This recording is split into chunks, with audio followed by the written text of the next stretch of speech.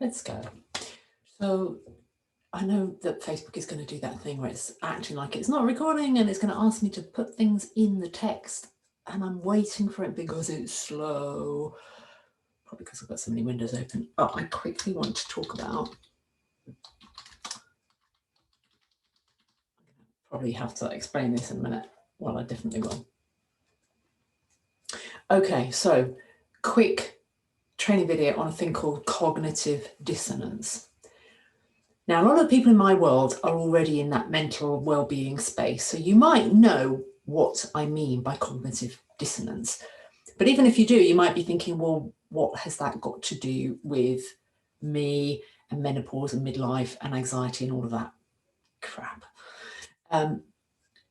Cognitive dissonance can be one of the things that contributes to you feeling the way you do. In other words, rubbish, awful, like you can't cope, can't make decisions, can't concentrate, can't focus, all of that stuff. Cognitive dissonance, in my experience, can become more marked in midlife, because what we often do, especially as women, is we ignore our own needs, demands, desires in favor of the easy route. Like, oh, yeah, I know, it'd be easier to do this. And we kind of get by like that. It's sort of okay. So ignoring a little voice in our head that says, do you really want to do this? Is something we develop almost as a habit. Oh, that's what I do. But combined, when you get to midlife and you're dealing with a depletion of estrogen and then you start increasing stress, which creates more stress, and you're not getting the dopamine hits that give you that motivation. You're not getting any of the good stuff. You're just getting all the rubbish stuff. And then your thought processes start to turn to, what do I want in my life? What does my future look like? Do I have any purpose? What purpose is that? Who am I? All of those huge questions that can set up what is known as cognitive dissonance. In other words, the things I'm doing don't seem to reflect the things I actually believe. And that's a deeply uncomfortable place, and especially if we don't really even know we're doing it. Our bodies do. They're going, oh, this feels icky. I feel discomfort here. We're doing this thing, but we're feeling something else. Whoa, I do it anyway, but it doesn't feel good. So if, for example, we've been quashing a desire, and I'm just picking a random example, we've been quashing a desire, we don't even realize we have the desire to maybe, make a living writing books instead of coaching, let's pick something. So here's something from my world. I'm not saying I pick one over the other, but for example, I write books and I do coaching. But say, for example, I was negating the desire to write books. Like, oh no, I don't really want that. But actually a part of me does want to do that.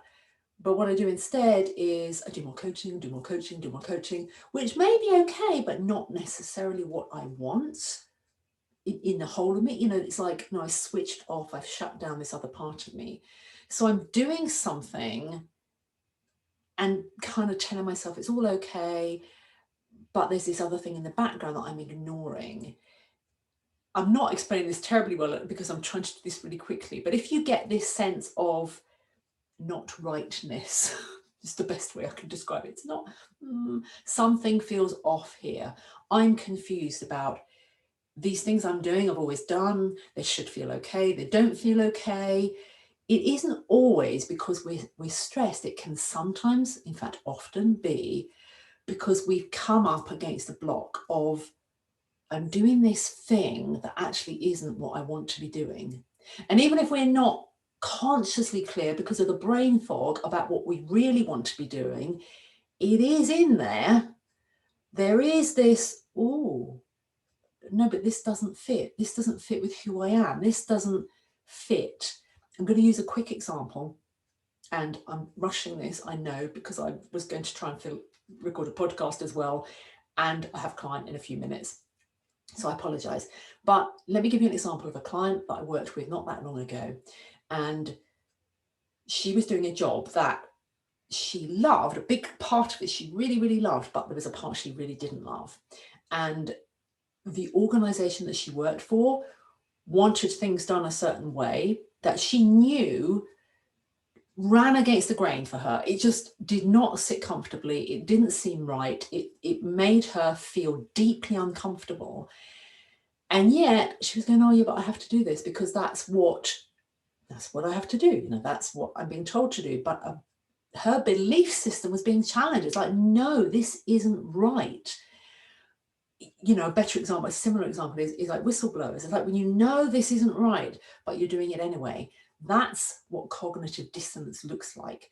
And if you ignore it and you run with it, you increase the volume of stress. You make life harder for yourself. So it's a case of figuring out where does the cognitive dissonance lie, and then finding a pathway through of going, okay, so how do I relieve myself of this cognitive dissonance? How do I follow the path that aligns with what my real beliefs are rather than what I tell myself I should be doing or must be doing? We kind of back into the shoulds and the musts. But cognitive dissonance is a thing, and maybe you're feeling it. It's really, really uncomfortable. So I'm giving you a path out of it. I'm just sharing with you what might be going on, because sometimes just having a sense of, oh, really? No, that, oh, yeah, maybe that's it, can be a thing that moves us forward. In fact, it is. One step at a time, figuring out what's going on really helps. Okay, apologies for rushing this. I'm going to be with you soon, but have a brilliant weekend.